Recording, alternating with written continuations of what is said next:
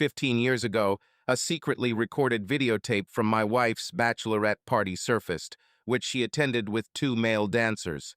This footage was captured by another woman at the event using her cell phone. After 10 days, I uncovered this video when it was disclosed to her boyfriend, who has an acquaintance connection with me from high school. Although we aren't friends, he chose not to reveal or share the video, keeping it concealed for all these years due to his girlfriend's request. Interestingly enough, they are no longer together now, and he has been using this tape as a conversation starter among his peers during social gatherings or outings, finding amusement in sharing it. It is worth mentioning that our interactions have always been limited due to our mutual connections, but we've never had a good relationship. Most of the women depicted in the questionable video were in relationships at the time, leading me to wonder if they may have been mimicking or mocking myself and others. However, this could simply be my own doubts speaking up, as I had never heard about this situation before, neither did any of my close friends. That was until around a month ago when one of our mutual acquaintances shared a drink with the man in question. The discussion somehow veered towards that incident, and he started joking about how his ex-girlfriend had filmed several girls behaving inappropriately at a bachelorette party, among them two dancers who got involved with one of the women, who happened to be my girlfriend then and is now my wife. It appears he had trust issues with his girlfriend and was cautious about her activities, thus recording everything as evidence of her honesty should he suspect her of infidelity. This led her to involve her friends to prove her innocence to him, showing she was the faithful one. Our shared acquaintance mentioned that in this occurrence, all females, including the one operating the camera, retreated to the dancer's dressing room. My girlfriend was the one who went the furthest, not just performing oral sex and exposing herself. She engaged with both dancers simultaneously within their dressing room, while her other companions performed oral sex and exposed themselves. Meanwhile, another woman discreetly recorded the act. Approximately a month ago, my friend discovered this situation and struggled to disclose it to me due to his knowledge of my contented marriage with her and our close relationship. Considering we have two daughters aged 3 and 5, he was acutely aware of our strong affection for each other. 11 days ago, on a Friday, my friend contacted me, expressing the need to discuss something significant. The seriousness of the matter was evident in his tone during the conversation. I perceived it as a significant concern, potentially linked to difficulties he was experiencing, requiring someone to confide in. Over the years, our friendship, originated in high school, had been marked by reciprocal encouragement. The next day, we planned to meet at a bar, and I found him there when I arrived. His tense behavior on my arrival suggested he was preoccupied, and I suspected his concerns were centered around me rather than himself. I hail from a challenging neighborhood. Towering at 6 feet, 3 inches, I've had brushes with the law in the past, primarily due to my association with a particular group, establishing a certain standing. Nevertheless, that part of my life is now history. In the eyes of my peers, I have always been recognized as a natural leader, inspiring many. During my adolescence, I was quite combative, frequently engaged in physical altercations, but prison stints, marriage, and parenthood have tempered me. It's been 8 years since I last encountered any trouble. Now, as a more calm and mature individual, with 2 children and a secure job as a union electrician, I find myself less prone to aggression. My friendship with one particular person spans back to our high school days. I used to shield him from bullies because he was a year younger than me. At 29 years old, working a corporate job, our social circles seldom intersect. Upon taking a seat at the bar, I could sense that his words pertained to me, judging by his body language. This caused me some anxiety, so I approached him, inquiring about his well-being and asking what was troubling him. He disclosed that the information he was about to share might potentially impact my relationship with my spouse, but felt it necessary for me to be aware of it. He expressed concern that if he withheld this knowledge from me, it would be dishonest, and he did not want to discover years later that he knew something and chose not to tell me. At that moment, I felt he ought to reveal the truth. Later, he disclosed a shocking secret. A few weeks earlier, during a social gathering with friends, One of them presented him with a video from roughly 5 years ago. The video portrayed my spouse engaged in an intimate act with two dancers inside a dressing room. Upon learning this, I was left in disbelief. An overwhelming surge of feelings, including anger, bewilderment, and humiliation, washed over me. Despite the urge to challenge him due to my suspicion it could be a prank, I recognized deep within that it held truth. I vividly recall the day when my wife mentioned attending a bachelorette party for one of her friends 5 years ago. During that time, we had been dating exclusively for approximately 7 months, but hadn't lived together yet. My girlfriend was from a conservative Irish Catholic family and possessed extraordinary beauty. I have deep affection for my spouse, so my initial response was to safeguard her dignity and reputation. Previously, the old version of myself might have angrily challenged my friend over this topic.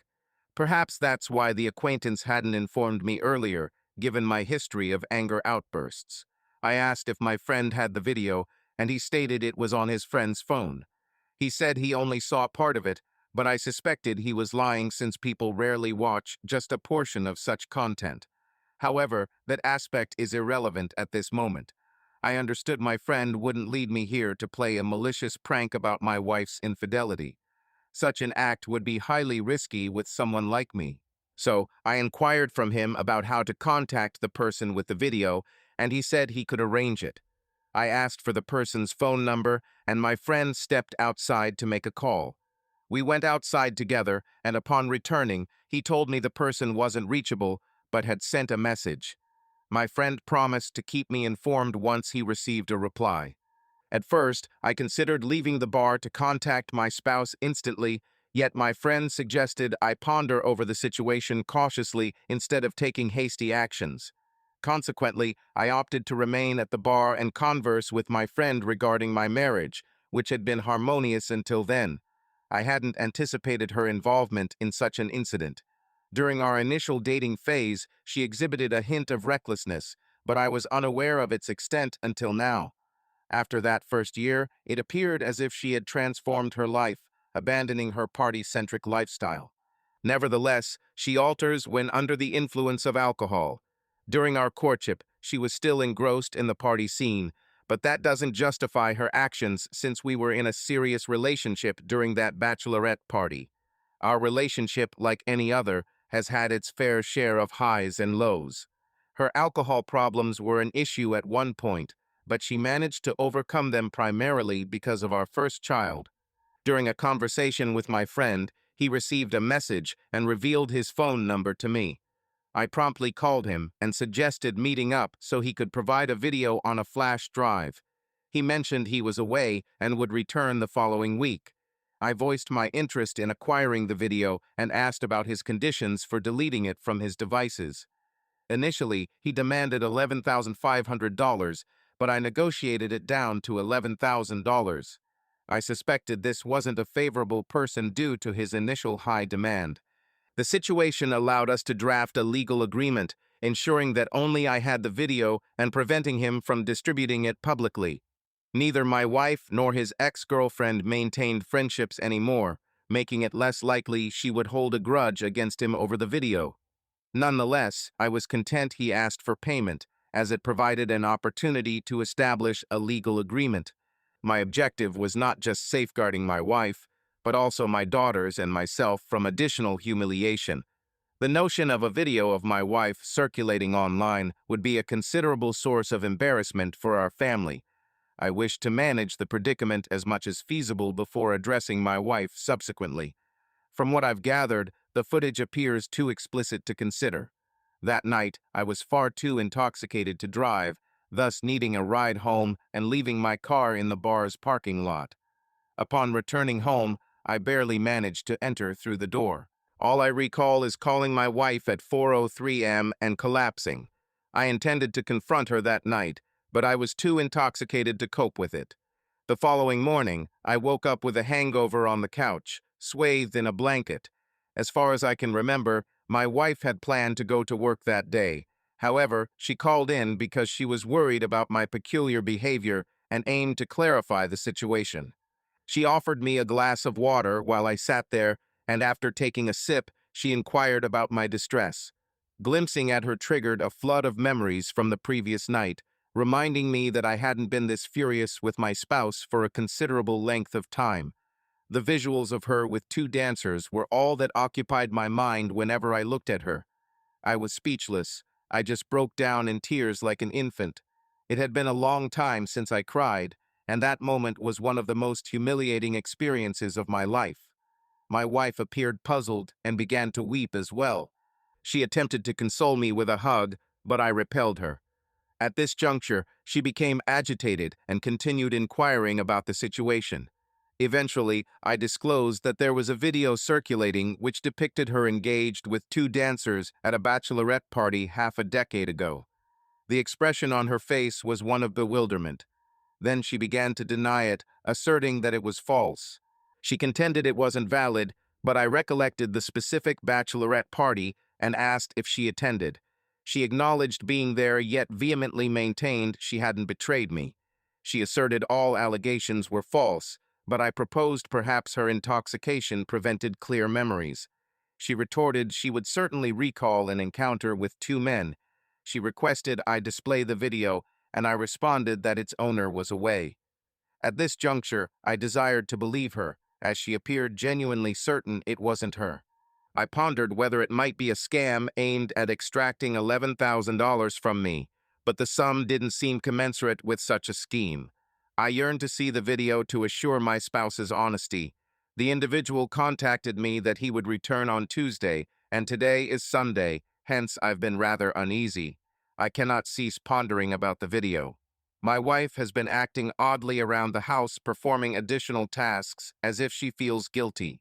She constantly inquires about my well-being, giving me the impression that I'm either delusional or fabricating this entire scenario. Who would conjure up something as implausible as this? By Monday, my patience had run out. I informed him that we didn't have to meet immediately and could instead transfer him $11,000 via Cash App, which he could use to download the video through Dropbox. He replied that his Dropbox was full and he couldn't delete anything to make space for the video, so I suggested he create another Dropbox account, which he did. By Monday evening, I had sent him $11,000 via Cash App, and he provided a link to the video. Upon opening it, I saw a group of women, including my former wife's acquaintances, cheering as dancers performed. I then watched my wife touching the dancers inappropriately through their clothes. The video later showed the dressing room where my wife and two other women were on their knees preparing the dancers. Approximately 5 men were present, if you understand my meaning. In another section of the video, my wife was performing actions while still wearing clothes. 2 dancers alternated their performances. The video was as explicit as anticipated. It appeared homemade and poorly produced, yet it was clearly her. Her voice left no room for doubt. A private moment I believed was exclusive to us was instead shared with strangers. It seems the dancers understood they were being recorded, but didn't seem to care. I'm unsure if my girlfriend and her companions were aware, as they never acknowledged it. She wasn't coerced into anything. In certain instances, she actively sought attention and even initiated interactions. She entertained numerous men she met that night. However, the first time we met, she gave the impression of being less open-minded about such behaviors. During our courtship, she didn't appear saintly, nor did she feign innocence because she was living a more carefree, social life. She delayed our first intimate encounter for approximately 2 months. Now, my perception of my spouse is being challenged. In our present relationship, her closeness to me holds significant value, especially post the birth of our second child. It's bewildering to find her willingly engaging in acts with strangers without any hesitation. I feel compelled to voice my feelings because it seems like the beliefs about unique moments shared with loved ones have been shattered for me. This situation is taking a toll on my self-confidence, and what hurts the most is that I can't help but question whether I was inadequate for her then and if I still am now. Despite gaining a few extra pounds recently, I was fit during our past relationship. I consider myself an attractive man, yet she willingly engaged with another man. I wonder if any of you in relationships have faced similar situations, as I can't believe it's just me. Prior to witnessing this video, my wife was nearly flawless, a fantastic mother to our daughters, caring towards me, and not the lazy type typically associated with unfaithful wives on this site. Although I may not have described her as traditional when we began dating, she has evolved into it over time. This is what makes leaving so difficult. In response to your query about protection, they did use it. While it's irrelevant in this context, they were using protection, and her enthusiasm suggests she probably wouldn't have noticed if they hadn't. I recall how insistent she was about using protection the first time we became intimate, which earned her some brownie points with me at the time.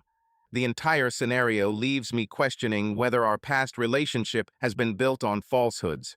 It's possible I never truly understood her. She could have had other partners without my knowledge, as she swore it wasn't her in the video until I saw it myself.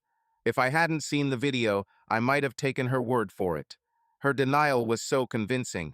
Now I find myself questioning what else I've accepted that is untrue. Upon her return home that night, I played the video on my TV to make sure she saw it clearly.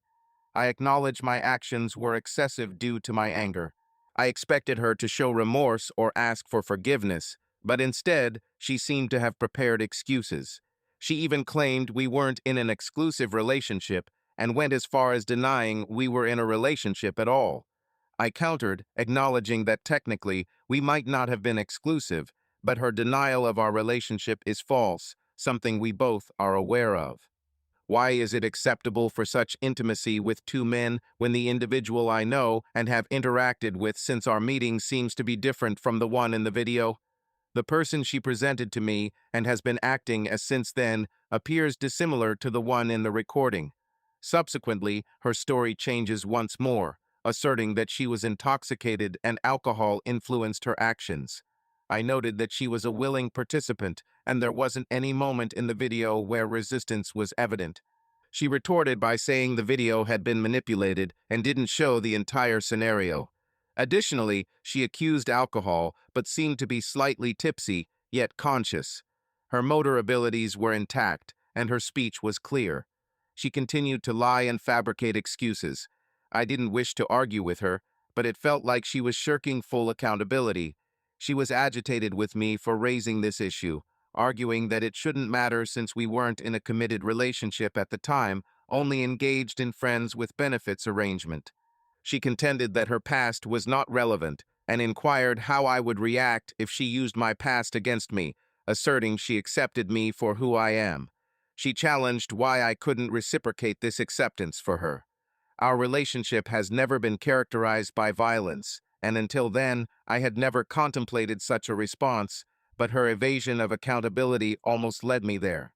On that particular night, I didn't wish to disturb the kids, and I felt uncomfortable being near her, so I chose to leave the house with some clothes and sought solace at my coworker's residence to prevent any regrettable actions, as I was already on probation.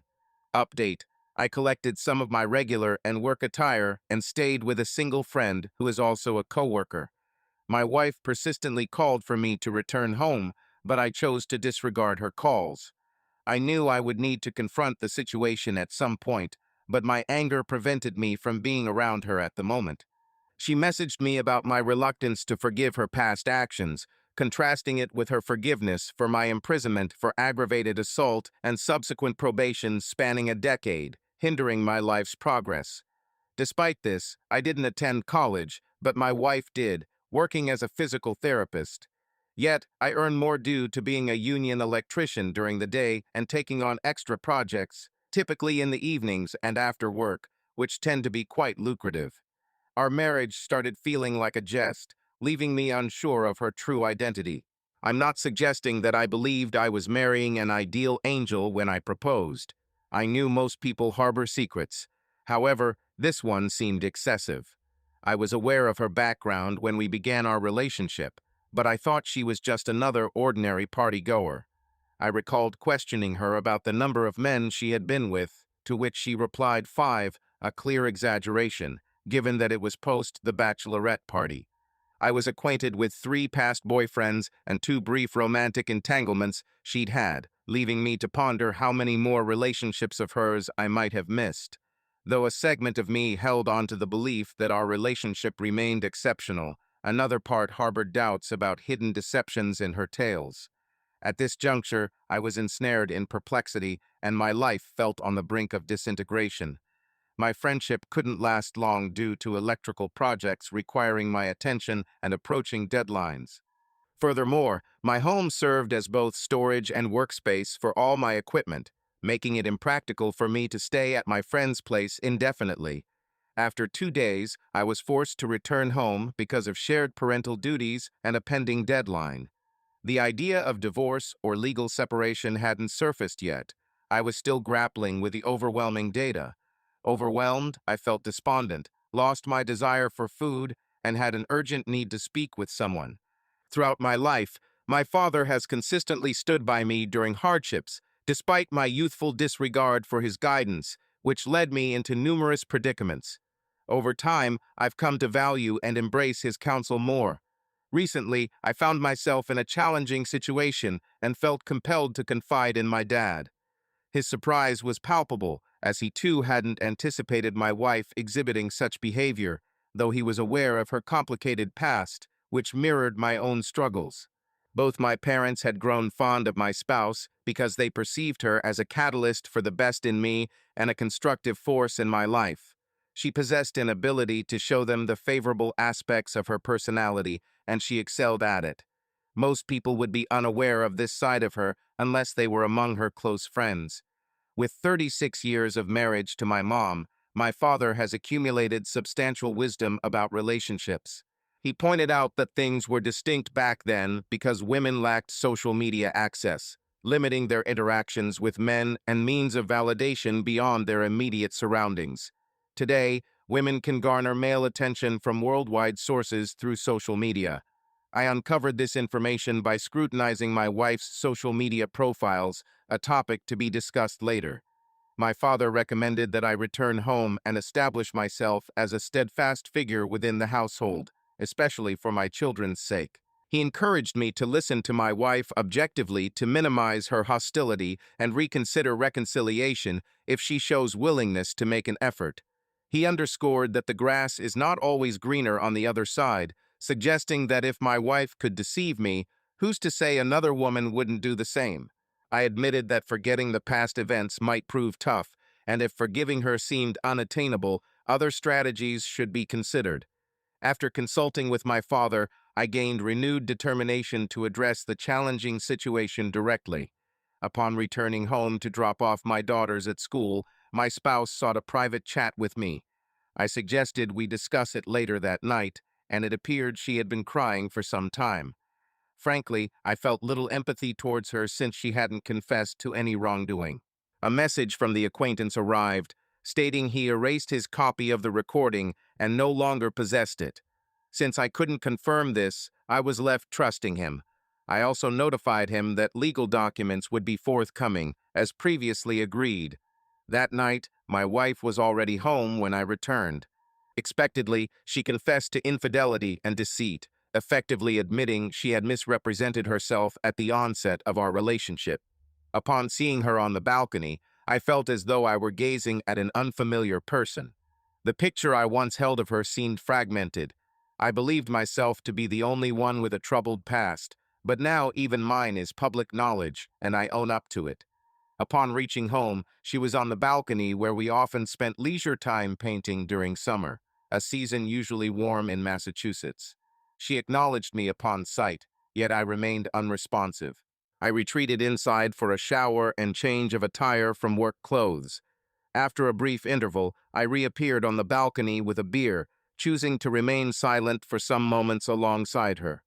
My intention was to allow her to speak and possibly reveal more falsehoods. She sensed my anticipation of questioning her, but I allowed an uncomfortable silence to persist instead. She commenced by expressing regret for her infidelity, attributing it to a period earlier in her life. She recalled that at the onset of our relationship, she harbored doubts about its longevity and was still immersed in a stage of partying that led to actions she now regrets. Showing remorse for her actions, she asserted that she has been loyal since then. I interrupted, asking why she had been intimate with those men on the same night she met them, despite my long wait for her to grow close to me, even though she repeatedly stated she wasn't ready. Her response was that she desired our first encounter together to be unique and significant, contrasting it with her experience with the dancers, which she deemed insignificant. This rationale left me puzzled. I noted that she was with them on her knees on our first encounter, yet I had to wait for a specific event. This seemed unfair, as it appeared she used intimacy as a reward while engaging intimately with strangers in front of others. I inquired if there were any other indiscretions she hadn't documented, to which she denied. However, I voiced my skepticism. She proposed I scrutinize her phone and social media, claiming honesty. I hinted that if she could manipulate her narrative, she could erase damaging proof from her device. Despite having minimal expectation of finding anything, I opted to follow her advice. She provided me with passwords for all her accounts post our discussion. Despite my belief that she hadn't disclosed everything fully, I still felt she was hiding something. Distrust had sprouted, making it hard for me to fully believe her again. Yet, following my father's counsel, I chose to renew our relationship attempt. That night, I opted not to share the same bedroom with her, instead asking her to stay in the guest room. The subsequent day, I suppressed the impulse to scrutinize her social media, thinking she would have removed any incriminating evidence if there was any. However, my mind kept returning to it, making focus at work elusive. Eventually, I succumbed and accessed her social media accounts, reading all her messages. Over time, I found myself obsessively tracking her social media, then understanding that this obsession wasn't beneficial. Although she didn't post explicit content, the number of men messaging her struck me as significant. I observed that she was erasing those messages to conceal them from me, as I had set up notifications, and by the time I attempted to view a message, it would vanish. I speculated that such attention might be common for attractive women, regardless of their posts. The majority of men contacting her hailed from Middle Eastern and South Asian countries, hence no significant concerns arose in this context. A week had passed since then, but our relationship remained tense, despite us communicating. We hadn't been close since I uncovered the affair, yet my wife was attempting to rekindle our bond, growing weary of my persistent resistance to move past it. We discussed seeking marriage counseling as she felt she couldn't endure my actions any longer. I clarified that this wasn't something I could easily dismiss through conversation alone. Unsure if our marriage could endure the affair, my excessive surveillance of her social media and texts was causing stress, so I chose to cease. Though it worsened my feelings as I doubted her trustworthiness, I also started suspecting others were gossiping about me. At a local bar with friends, I spotted some acquaintances socializing with the man who had sold me the video, which made me feel they were sneering at me. It seemed like they were mocking me. Despite questioning my perception, the video left me believing everyone was secretly deriding me. The sensation was disheartening, leaving me feeling low, ashamed, and occasionally furious. I felt disregarded, and while the old me would have confronted them, the situation made me realize that some people never truly mature. Rather than engaging them, I chose to depart from the bar prematurely and return home. Over 2 weeks had passed since D-Day, and during this period I hadn't shared intimacy with my spouse. I endeavored to give marriage counseling a try as I struggled with moving on and reconnecting with my wife, the affair frequently haunting my thoughts. My wife scheduled counseling appointments, and we arranged for a babysitter to look after the children while we attended. Before our initial session, I was apprehensive that the therapist might assign blame solely to me, as suggested on certain websites. However, this wasn't the case. The therapist spoke to my wife politely but frankly. I won't delve into every detail, but it felt like a comprehensive evaluation aimed at encouraging my wife to be entirely truthful and restore my trust. More truths surfaced, and my wife's responses led me to suspect there might have been additional similar occurrences, although we may never fully understand the entire extent. I sensed my spouse might not be entirely truthful, and the therapist appeared to harbor similar suspicions. The therapist advocated for reconciliation and offered methods to reestablish trust. Yet, I remained skeptical about reconciliation due to my wife's desire to control what I learned. Following our third therapy session, it appeared as though my wife was losing motivation because she perceived herself as a constant target. New aspects of her personality surfaced during the sessions that made her uncomfortable. She attempted to persuade me to switch therapists, but I refused.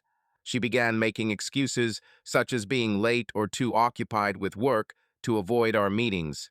On occasion, she would cancel at the last minute without informing me. These incidents led me to suspect that she was not genuinely willing to accept accountability for her actions.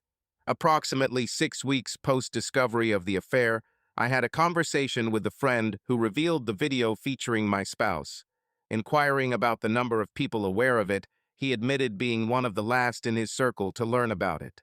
Many classmates from high school and most friends already knew. He casually discovered it accidentally. Upon asking regarding those mocking me, I found out they too were privy to the situation, which explained my imagination. It appeared as though most men in our town knew about the video, leaving me as the last to learn. This revelation was highly embarrassing for me. Arriving home, I shared with my wife my discomfort over numerous individuals viewing the video and potential persistence online. She proposed we relocate from the region, expressing readiness to modify her job. She may have been contemplating a move even prior to my discovery of the video, based on my intuition.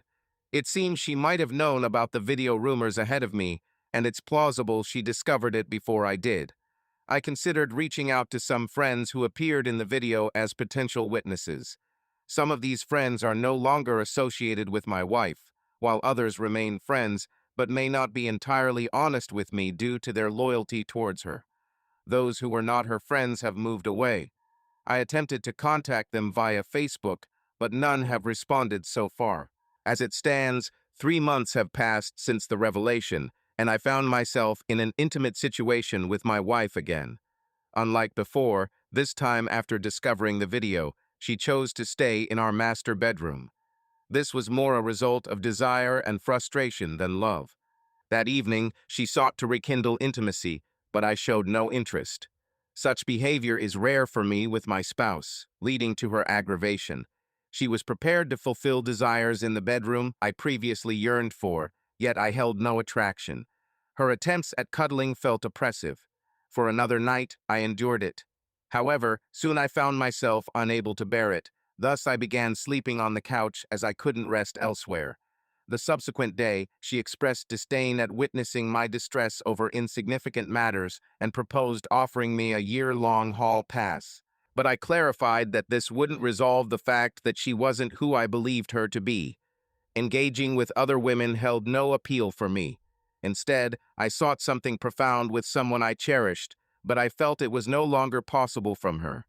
After around 4 months, I contacted my father and voiced doubts about forgiving my wife, considering the possibility of legally separating from her. My father proposed that I temporarily relocate for several months, believing a period of separation could be beneficial. Upon returning home one day, I shared with my spouse my intention to find a nearby apartment so as to maintain frequent contact with the children. Despite her pleas, I had already made up my mind. Subsequently, a week later, I signed a month-to-month lease for a fully furnished studio apartment situated close to my house. Since then, I've been wrestling with doubts regarding this separation plan. I didn't wish to part from my children or leave my spouse. Regrettably, I felt the need for a brief respite from my wife would contribute positively to my mental well-being. Although I didn't intend for this move to be permanent, it was primarily intended as a means of self-care. Notably, I still hold the keys to my house where my work tools and equipment are stored. The evening preceding my move to the apartment, I had an intense argument with my wife, during which she grew very upset, asserting that she had granted me ample space throughout this process. She perceived my actions as entirely illogical. She accused me of losing my sanity for departing from them, a decision she questioned given our relationship status was uncertain. I reminded her we had previously discussed the issue, and I suspect there are details she's yet to disclose. I requested some personal space to regroup. She inquired about the duration of our separation, and I responded with 2 months, as most of my belongings remained at home. We both agreed to strive for reconciliation. Post-relocation to my studio apartment, I felt less anxious. The initial day was challenging due to my wife's anger towards me. She communicated this resentment to our 5-year-old daughter, going so far as to claim I had deserted them. Who speaks like that to a child of 5? Upon taking my 5-year-old to kindergarten and my 2-year-old to daycare, my daughter informed me that Mom was crying when she asked about the situation. She claimed that Daddy had left them behind. I reassured my daughter that I hadn't abandoned them because I was still present, taking them to school. Following the school drop-off of my daughters, I phoned my spouse and reprimanded her for attempting to deceive our children with falsehoods about me. I requested her to abstain from entangling them in this matter. She denied any wrongdoing, asserting that she wouldn't fabricate tales on my behalf, as she believed I had deserted the family. I reminded her that while I no longer reside with them, I continue to fulfill all my fatherly duties. The subsequent day, I transported my children to school and daycare. They appeared content. Afterward, I went to work. Upon finishing work, I promptly proceeded to my client's job site to complete additional tasks, and then returned home for some rest. Essentially, this was the daily routine. To avoid unnecessary social interactions, I opted to be more isolated as I did not wish to encounter individuals who had viewed that humiliating video of my spouse or face mockery once more. Discussed moving location after reconciliation with my spouse, but currently too occupied. No physical encounter with her during the week, yet frequent phone calls transpired. Our conversations predominantly centered around managing our children's activities, occasionally culminating in food deliveries to my apartment. The week was devoid of discord and child distress, creating an atmosphere akin to a mini vacation. Contemplated returning to the family home post this episode. Seeking some personal space and mental clarity, I pondered going on a break. Friends occasionally embark on week-long hunting excursions annually in locations such as Montana and Arkansas. One such trip is approaching next month, for which I've been invited. Previously hesitated due to my spouse's objections, but this time, a group discount secured by a friend has made it more affordable. Already procured the ticket for the upcoming hunting trip. I'm set to journey in my friend's RV, which seems promisingly enjoyable amidst these testing times. The upcoming fortnight adhered to a familiar routine, but midway through one week, my wife phoned me because the dishwasher had malfunctioned and requested my assistance in repairing it. Upon arriving at the house to mend the appliance, I was taken aback. The living room bore an entirely new appearance. My visits to the house were usually limited to retrieving my children from the driveway and fetching my tools for odd jobs. These tools are kept in the basement, and I typically access them through the basement entrance without entering the main living space. While repairing the dishwasher, I observed that my wife had redecorated the living room.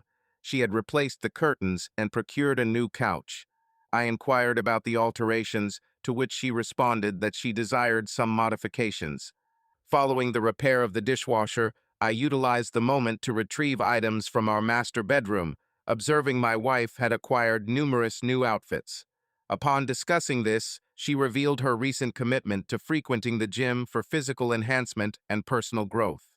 Admittedly, I felt a pang of envy toward her dedication to self-improvement, questioning if these changes were indicative of her moving on.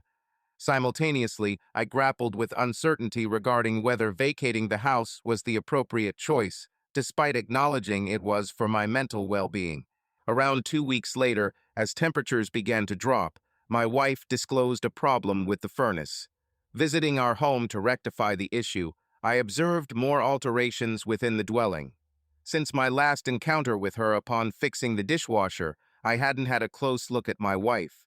Upon seeing her standing in the driveway alongside my daughters, she was always dressed in oversized pajamas, making it difficult to notice any weight loss. Noting this, she clarified it was part of her self-improvement efforts for the month.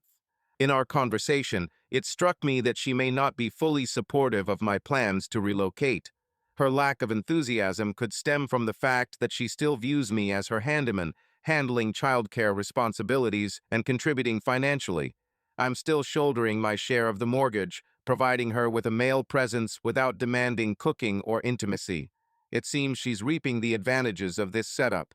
On announcing my upcoming Montana hunting trip, I expected her to voice concerns about danger or cost, but she remained silent and non-responsive. This unexpected ease in our conversation unnerved me. I couldn't help but wonder if she had moved on and no longer cared about my return. That was the impression I got. 2 weeks later, off I went on the hunting trip with friends, returning a week later and picking up my daughters for school. On that Monday, as I arrived home and opened the car door for them, their excitement was palpable. Yet, my 5-year-old inquired about a new father figure, an unexpected query that caught my attention. I assured her of my permanence and questioned the origin of this assumption. She responded by referring to a man who had stayed at our house while I was absent. Initially, I assumed she may have confused this man with my brother-in-law, a frequent guest in our home. However, given her familiarity with him, it was unlikely she would mistake my brother-in-law for someone else. I even questioned whether she meant Uncle Jamie, but she persistently denied this and insisted the man's name was Jacob, an unfamiliar name to me. Unable to access my wife's social media or texts due to password changes upon our separation, the name Jacob lingered in my thoughts for the remainder of the day as I endeavored to recollect any prior mention of him. Prior to my hunting trip, I observed a shift in my wife's reconciliation eagerness. She no longer expressed enthusiasm and only desired my presence to mend issues. Upon considering the worst-case situation, which suggested my daughter's words were accurate and a man named Jacob was romantically entangled with my spouse, I chose to feign doubt about Jacob. This tactic, I believed, would give my wife an opportunity to disavow any familiarity with him, mirroring her evasive denials in the footage where she attempted to conceal the affair and manipulate me. Hence, I decided to visit her that night when the children were asleep, hoping to catch her off guard by appearing unannounced. However, she appeared unsurprised, possibly because she anticipated my arrival given my recent trips away from home. Our interactions remained civil, but the prospect of reconciliation seemed increasingly remote. We continued to maintain the pretense that we should reunite. As I had the house keys, I entered without notification. Upon seeing me, she inquired if I was hungry, but I declined, preferring to discuss our concerns instead. We found ourselves in the living room. I directly addressed her about the matter of Jacob, questioning why she was engaging in an affair despite our efforts towards reconciliation. I scrutinized her body language to discern her response. She fidgeted with her hair, indicating awareness that she had been discovered. Quickly, she raised her head and divulged that Jacob was a colleague. They shared a close work relationship, and since I wasn't present, she had asked him for assistance with household tasks. I continued to probe, asking if this aid extended to our bedroom. She responded oddly, and in a loud tone, I demanded an explanation. She acknowledged that they had slept together on 2 occasions, insisting there was nothing more. However, I didn't believe her claim of only twice, sensing there was much more behind it. I asked her about the duration of this relationship, to which she initially evaded by implying that if I hadn't left her and the kids, this wouldn't have transpired. I perceived she evaded the query, so I intensified my tone, demanding an answer. It was then she admitted they had been emotionally entangled for over a year, and it had recently escalated into a physical relationship. I brought up that I had previously suspected something was off during our marriage counseling, explaining why she wanted to conceal it. The therapist had discerned her deception and urged honesty. Reflecting on the situation now, I realized I might have been misled all along. I should have recognized that our relationship lacked a solid base, as I didn't genuinely comprehend her. I ponder over how long their affair has persisted. I am familiar with infidelity patterns enough to suspect a woman with multiple encounters at a bachelorette party wouldn't be satisfied with an ordinary relationship like ours. I couldn't fathom her assertion that the physical involvement only occurred during my absence and because I was away. I sensed there were more secrets concealed. I inquired about how we could move forward with reconciliation considering she had been with this man for an unspecified length of time. She didn't correct me, suggesting it was longer than the 2 instances she admitted. She revealed her indecision about her feelings towards him. Upon casually asking if she loved him, I observed a momentary hesitation in her actions. I rose from the couch and told her it was past due to cease playing games. I reminded her that a woman who maintained relationships with two dancers and exhibited such conduct in front of friends wouldn't have done it just once. I conveyed my sense of relief that she was content with this man and stated that I now possessed grounds for legal separation. I acknowledged our past successes together, raising two wonderful daughters, and proposed that it was time to part ways. Initially, I pondered whether moving out was the correct choice, but now I am convinced I made the right decision by giving her the opportunity to learn from her errors. If I hadn't discerned her deceptions and manipulations over the years, I could have lived oblivious. A portion of credit goes to the marriage counselor for enlightening me. Although she didn't blatantly claim my wife was lying, I was astute enough to decipher the implications of her inquiries and comprehend her viewpoint. It was akin to one deceitful person identifying another, and I was merely an apprentice in their midst. At that instant, I recognized my wife's adeptness at concealing her actions. I still harbored a suspicion there was more to the narrative and suspected she was concealing something. When I rose from the couch to depart, she expressed her continued affection for me, but I chose to disregard it and walk away. I returned home that day disheartened because I knew my access to my kids would be reduced less frequently than I desired. However, I also felt an unusual sense of relief since I had been validated and her true nature as a deceiver had been unveiled. The precision of that quote about deception is chilling.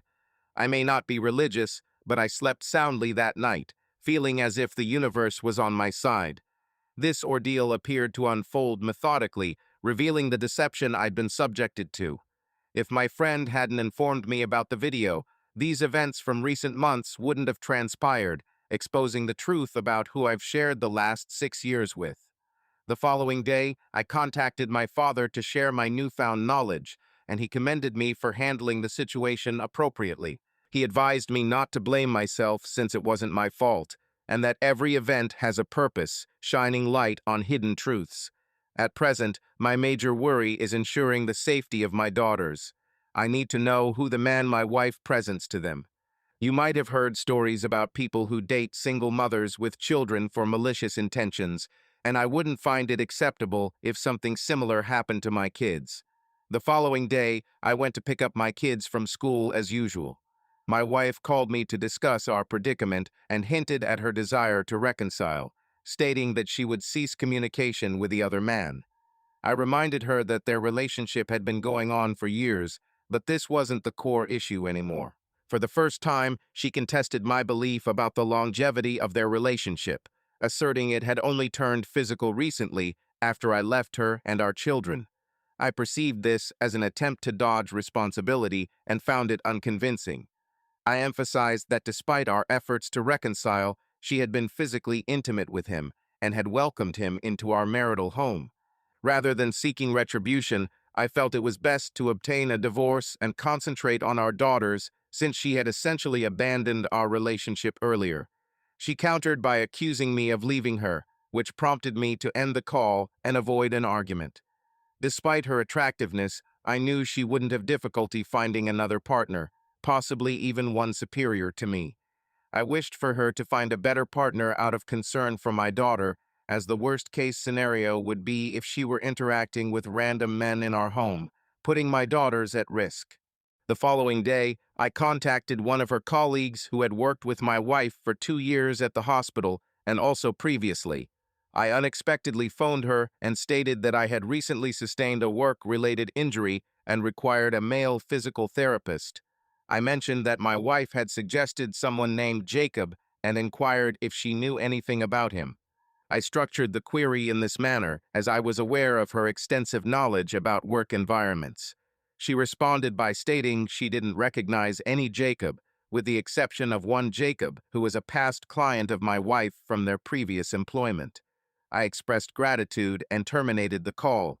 I recognized that my question to her contained a deception, which might prompt her to inquire about it from my wife later on. Consequently, I chose to confront my wife about her blatant falsehood concerning Jacob being a coworker. I eagerly looked forward to discussing this matter with her face to face. Additionally, there was no way of knowing when her alleged coworker might contact her and inform her about the peculiar call she received from me, her husband. Thus, I took swift action by contacting my wife to tackle the issue directly. I asked her why she had fabricated the truth regarding her affair partner's identity, mentioning that Jacob had been a client of hers for over 2 years, and she had lied about this. I expressed concern to her about her bringing strangers, potentially dangerous individuals, into our daughter's lives, as she wasn't open about it.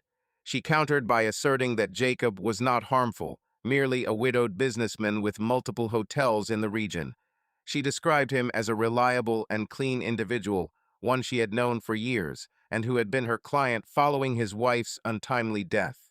They had a good rapport but couldn't act on it due to her marital commitments. However, upon my departure, she chose to explore the relationship.